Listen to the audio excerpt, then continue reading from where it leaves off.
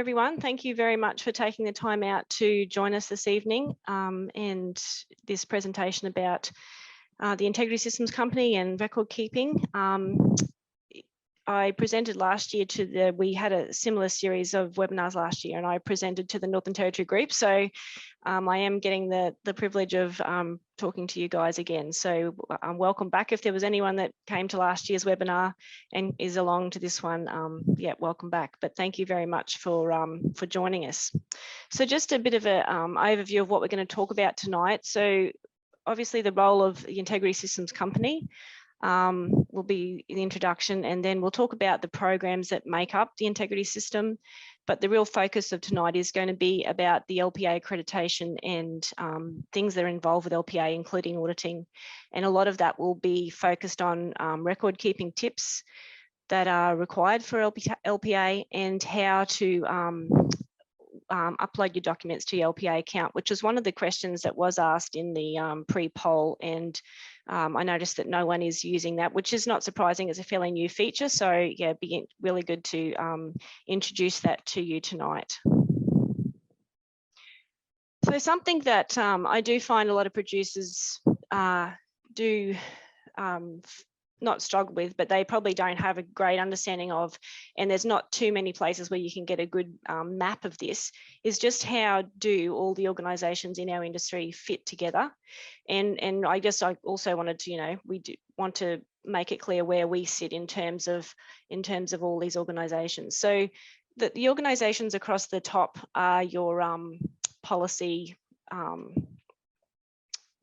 they're focused on policy and strategy and advocacy. So, that you're probably familiar with the ones in the second row, and RMAC hopefully you've heard of, or you've seen what they do, because they sit at the top of all of those peak industry councils.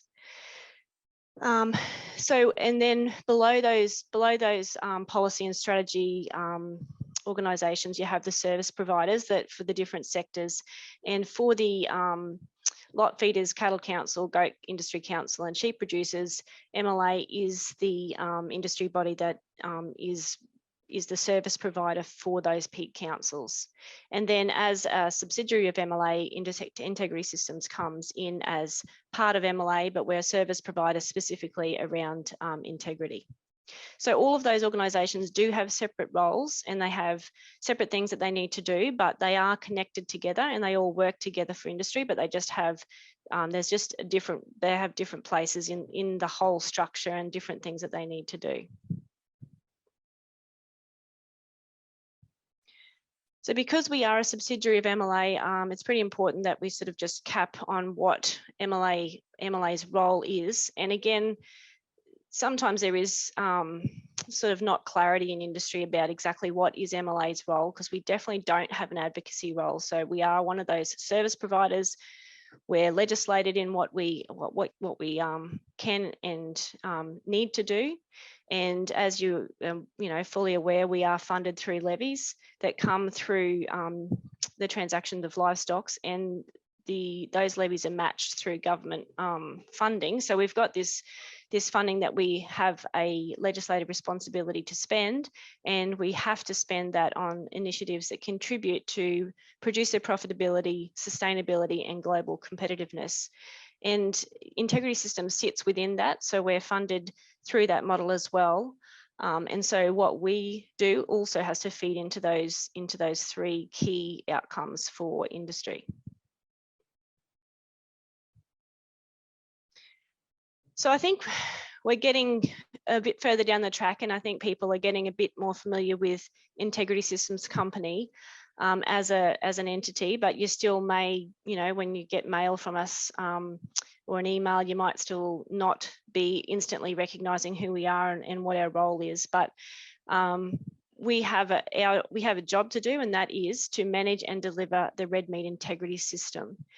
And that we haven't been around that long. So Integrity Systems Company came into being in April 2017. So prior to that, the programs and processes that made up, that delivered integrity were not managed together. They were managed separately. And so that, they came up with a new name, a new company.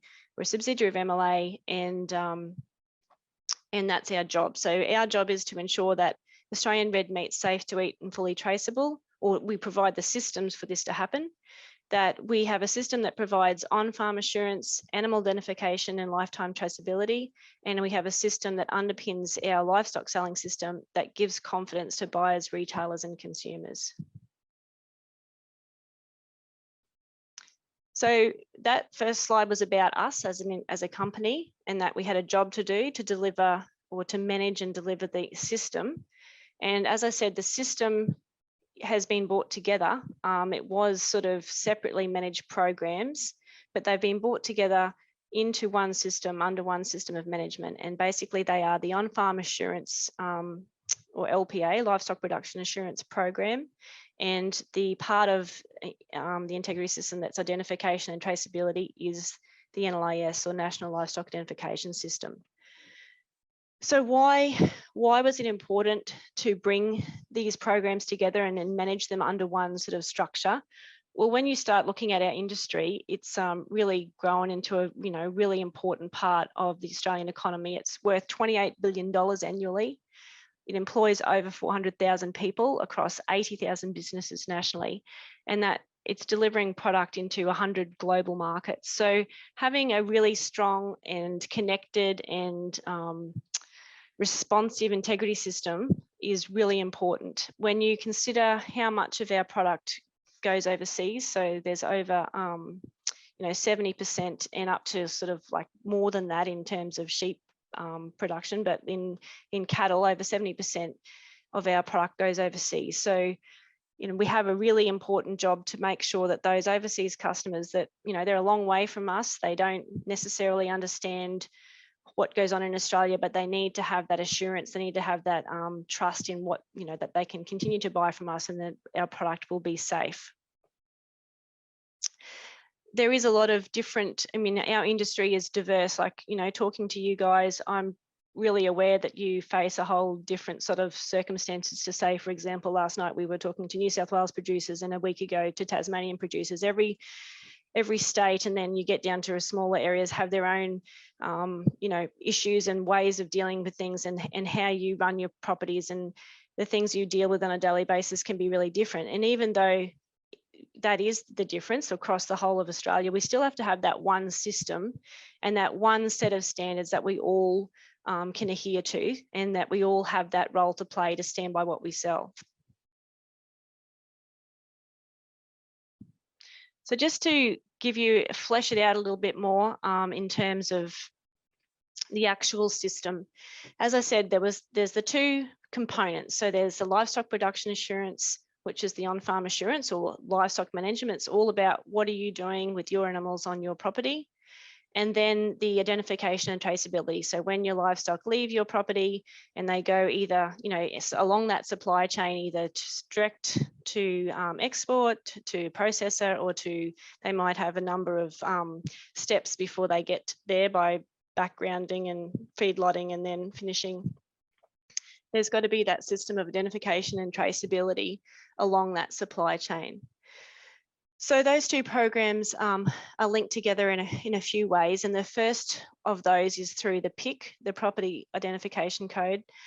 And that is required for every livestock producing property in Australia, but it is managed separately in every state. So one of the really important things that NLIS does is it links all the state PIC registers together. So the only way we can nationally have traceability is through NLIS, because the states manage their own PICs. The second part of that links on-farm assurance and identification traceability together is your record keeping. So that is your records for LPA and NLIS together underpin the integrity system. So they probably in the past we kind of thought of them as completely separate, but they're together. They are what underpins that system. And the document or the record keeping that's sort of central and the most linking part of it is the LPA and VD, because that is where we have the history of the animal, what treatments it's had, And then that consignment with that NBD is then transferred through the NLIS database. So that like group of animals, that consignment has the history and it has the traceability. So the NBD is a really, really important part of linking those two programs together.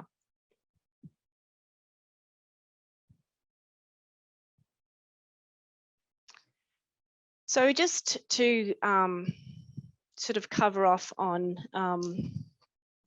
what are the sort of key things as producers that you need to be aware of about those two programs. So we'll start with on the left-hand side. So that very sort of busy diagram on the right is how we've showed where the two programs, you know, they have their separate parts, but they link back together through PICs, through NBDs, and through the records. So if you're looking at the LPA side of things, what are the things that you need to do? You need to keep your online LPA account details up to date. So that's sort of is happening pretty regularly because as you do your reaccreditation, you are keeping your details up to date, but it's really important if things change that you do keep up to date because that's the only way we can get in contact with you. You do need to maintain your LPA accreditation and renew it every 3 years. So most people would have done that once. I think there's not too many left. I mean, we did push some accreditations back through the floods in the Northwest, and also bushfires did mean some people have had a little bit longer to get that first round of doing their accreditation sort of through the new process, but we've nearly got every producer has done that at least once, and some producers have now gone through that process twice. So most of you, I think, would be looking to come up to do your second accreditation. You need to when you do your accreditation, if you can remember back to when you did it the first time, there was some learning, LPA learning that we had, that you work your way through modules, and that helps you when you do the accreditation assessment. So you'd have to pass a little exam at the end, which, you know, you can't fail because it'll keep giving you questions until you get it right. But it is there to make sure that you have some understanding of all the elements of the program. So that's part of your accreditation. So if you're going to do it again soon, don't forget that that's part of it. After you've done your accreditation and you're, you know, just going about your daily business, managing your property, you need to make sure that you are managing what you do in line with those requirements. So we'll run through that in quite a bit of detail in the second half of the webinar. You do need to keep thorough records. So we're going to talk a lot about records because that is the evidence, I suppose, that backs up this part of the program. So it's a quality assurance program. If you've had anything to do with quality assurance programs, you know that they're about records. So you've got to have evidence of what you're doing. And that evidence is there because that makes something valid, like it's a real system if you're doing it. And to show that it is real, we have to do audits because no one overseas is going to believe it's a program that anyone cares about if we don't actually have any evidence that we're sort of doing some auditing to make sure people are doing what they need to do. So being part of LPA means you've agreed to participate in an audit if you are requested, and we'll talk about audits in more detail a bit later. On the right-hand side of the system is the NLIS, or livestock identification and traceability, and the things that you need to do on farm. Number one, keep your online NLIS account details up to date. You may not have an NLIS account. I hope you do. It's not compulsory to have an account, but I would highly, highly, highly recommend it, because if you get LPA audited, they will be looking at your NLIS account, and you don't want it to be a surprise when that happens. So if you don't have an NLIS account, please get one and keep your account details up to date, because again, that's the only way you can be contacted if there's an issue, because if we don't have your correct details, it's a lot harder to get information to you. You must, and this isn't optional, you must order and use NLIS tags for your animals, and they have to have a tag to be moved, and that's legislated in your state legislation as it is in every state. You also must record the movements of livestock in the database, and as I said, it's a state requirement and it varies a little bit from state to state, so you need to know what's required for your state. Most are around 48 hours, but I'll get Greg to clarify what exactly it is for the territory. But yeah, that is a requirement. You must do that. you should, and I encourage you to regularly compare your records, that your on-farm records, to the database to make sure that transfers are completed. And we'll talk a lot more about this, or a bit more about this later. And I'm not sure if anyone's ever done a PIC reconciliation, but it's a great way to make sure that you are keeping a good balance between what the database thinks you should have in terms of tags and animals tagged, and what you actually have. So I'm sure you've all received a warning email from the database saying, you know, something's gone wrong, there's a system X or whatever, there's, you know, an animal's been transferred somewhere not from your property, or you've transferred animals that weren't registered to your property. So it's really important that you do check those out, because and that through a PIC reconciliation, you can fix those things up. So we're coming to the LPA NBDs and about what you need to do on farm. But just before I sort of talk about the things that you need to do with NBDs, I guess I really want to stress that what do NBDs give you? And because I know in the territory that you also have the NT Way bill, and that, you know, that you can use that for movements. But if you are LPA accredited, then you have committed to using an NBD every time you move cattle between PICs. So it's important to remember that, because that if you are audited and an auditor looks at your analysed transfers, then they'll be wanting to see an NBD record that matches every analysed transfer that's on the database for your property. Now, why are they so important? Because they give you access to markets. And I know, having spoken to Greg, that, you know, cattle from the Northern Territory are going, you know, a lot do go on live export, but a lot do end up in other states, in other systems. So, you know, they either go to processors, they go to feedlots, they go through sale yards, and they're going into other supply chains, and you do need the NBD for that. So it's really important that you don't lose access to that NBD, because it is the document that you do need if you want to send out across the border. And you do need it internally. If you're LPA accredited, it is a requirement that you use it. The important thing about NBDs, we'll probably touch on this a few times, to access them, you have to be accredited. So, and being accredited means doing the things that LPA requires. So if you lose accreditation, you do lose access to your NBD book, or your NBD access, sorry. They are a legal document, and when you're ticking those boxes, you need to have records that back up those declarations. So if you're saying, no, they don't have any, they're not under withholding period, they're not, you know, they haven't been treated with chemicals, they haven't eaten anything that's in a withholding period, you need to have the records that back that up. You know, conversely, if you're saying they are, or they have got HGP, you need to have those records that back up that that's happened on your property. You need to ensure that they're clear, complete, and correct. So, you know, if you're handwriting out NBDs, it's really important that the handwriting's legible, that you've filled in every box, and that it is correct.